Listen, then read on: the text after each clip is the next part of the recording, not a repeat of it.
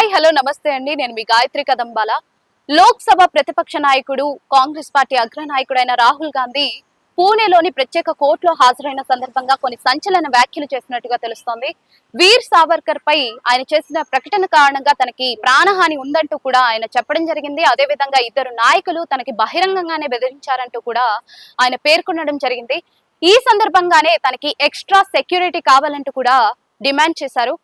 సత్యకి సావర్కర్ అనే ఫిర్యాదుదారుడు పూణేలోని ప్రత్యేక కోర్టులో రాహుల్ గాంధీపై ఒక కేసు అయితే దాఖలు చేశారు. ఈ కేసు ముఖ్యంగా చూస్తూ ఉంటే వీర్ సావర్కర్ పై పరువు నష్టం వాటిల్లేలా వ్యాఖ్యలు చేసినందుకే రాహుల్ గాంధీపై ఈ కేసు అయితే దాఖలైనట్టుగా తెలుస్తోంది.